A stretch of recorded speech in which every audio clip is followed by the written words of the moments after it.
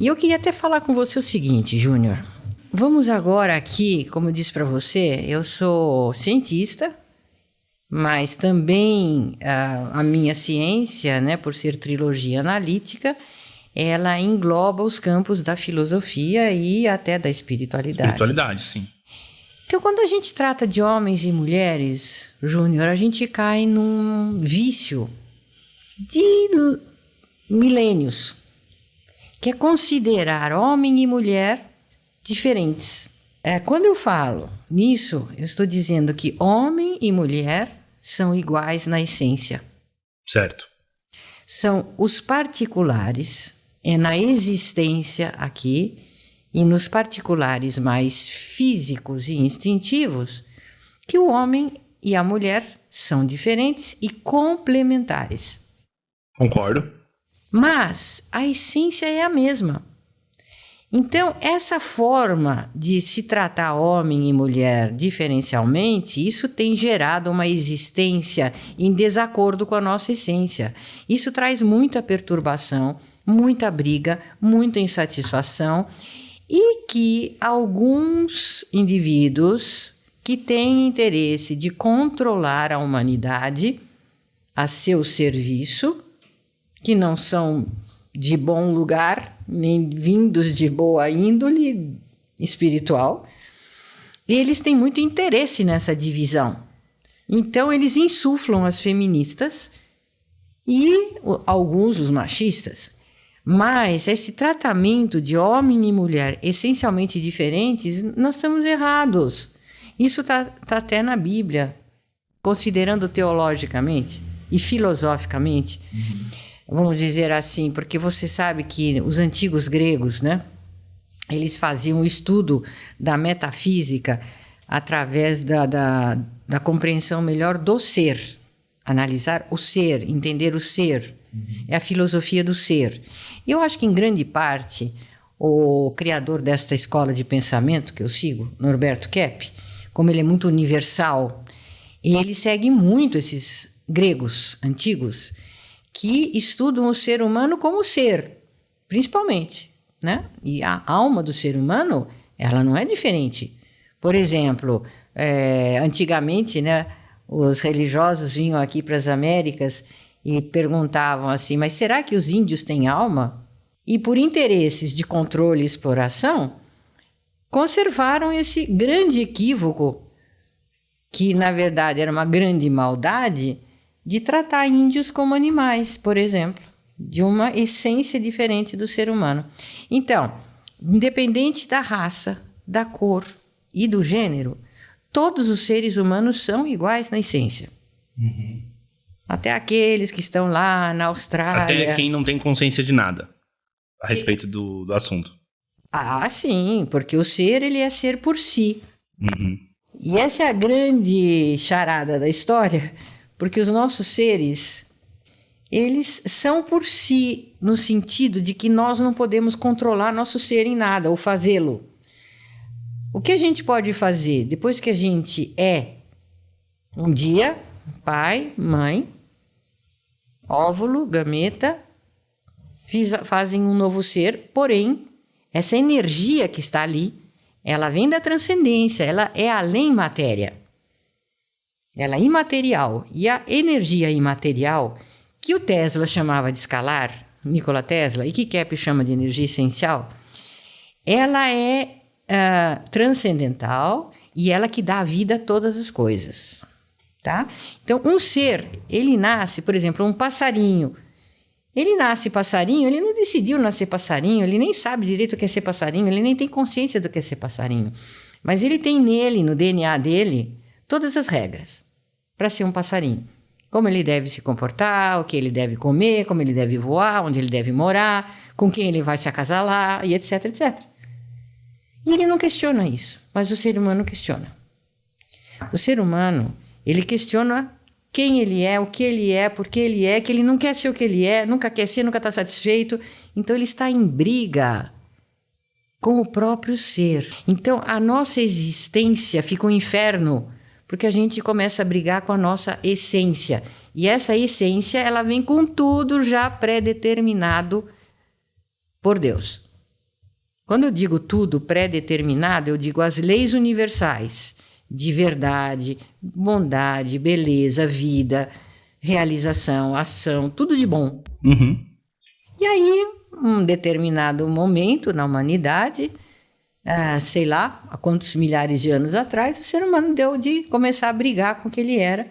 Parece que inspirado por outros seres até muito mais espertos do que eles, que queriam escravizar-nos, que queriam nos escravizar. Então vieram com essa história de que a gente não devia seguir esse criador, que a gente devia seguir o exemplo deles, que eles trariam mais liberdade para nós. Como esses políticos fazem hoje? Mesma conversa, Júnior. Comigo você vai ter liberdade, riqueza. Vai ser melhor.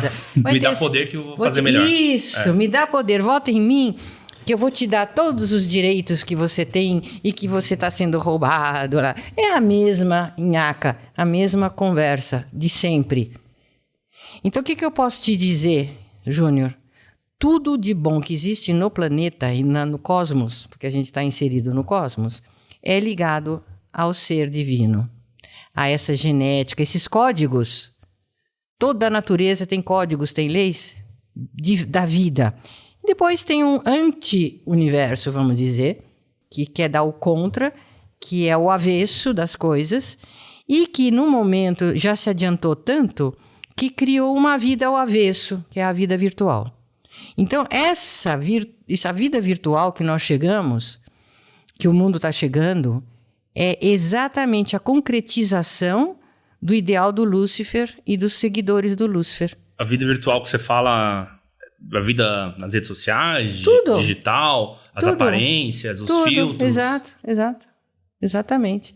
Essa vida dentro da internet, dentro do computador, uma vida virtual que não existe de fato. Que as pessoas se dedicam muito, se importam mais do que... Elas vivem, o ser humano agora quer viver dentro do computador, ele vive a imaginação dele a maior parte do tempo.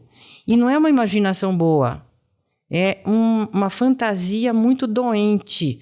Quando Cristo falou que no dia de amanhã, lá na vida, na eternidade, homens e mulheres iam ser como anjos. Então não ia ter esse é meu marido, minha mulher, o homem, entende? Não é isso. Mas aqui na Terra, evidentemente, nesta vida, nesta existência, nós temos algumas complementaridades no nosso corpo, nas nossas reações, mas não é muito não, viu, Júnior? É mais assim uma coisa que foi exacerbada por esses que querem controlar a gente. Aquele princípiozinho maquiavélico de dividir para governar, que alguns dizem que nem era de Maquiavel esse princípio, era de outro, mas ficou popular, se atribui tudo a Maquiavel. Então, esse dividir homens e mulheres para governar, eles estão ganhando, né? Eles estão ganhando. Olha, nós somos amiguinhos de vocês, mulheres, e nós somos amigos de vocês, homens. Só que no momento, eles preferem ser mais amiguinhos, entre aspas, das mulheres, né?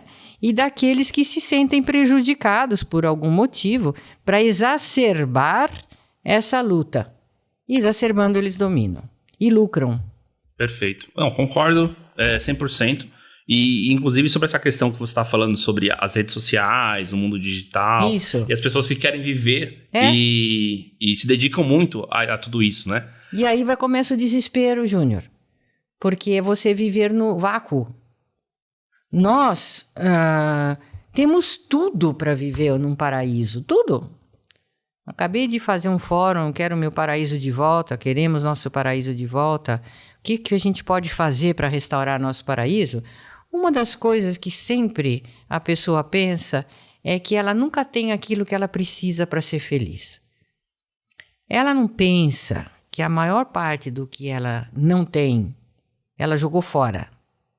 Ou que ela perdeu porque ela jogou fora. Ou que ela tem e não admite que tem.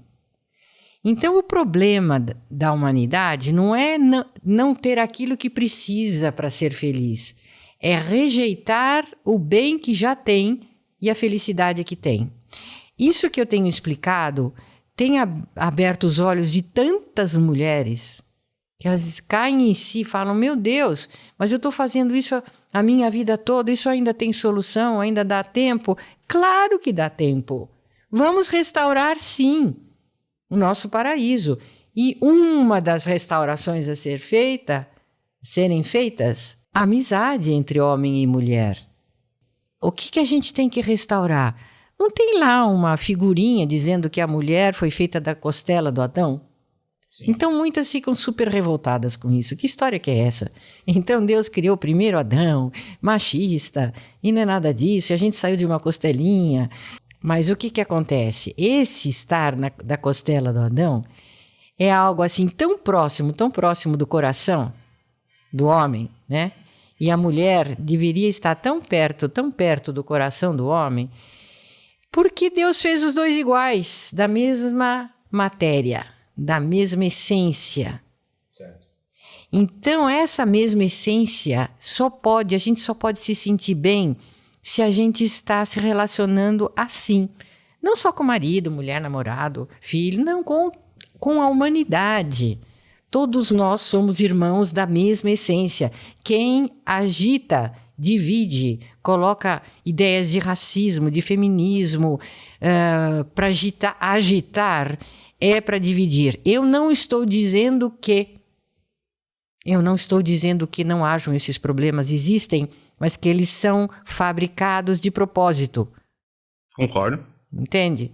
Então... para gerar divisão, né? Sim. Uma das coisas que a senhora fala, por exemplo, no livro é que quando não são questões sociais, né, que estão envolvidas nessa divisão, assim, tem muita questão psicológica. Inveja, sim. Esse antagonismo, achar que um é melhor, achar que o outro tá num lugar de coitadinho, né? Que tipo, olha só como eu sou oprimido. Então, por isso, gera um ressentimento, né? Sim, afasta. Isso. E afastando, a gente perde a força.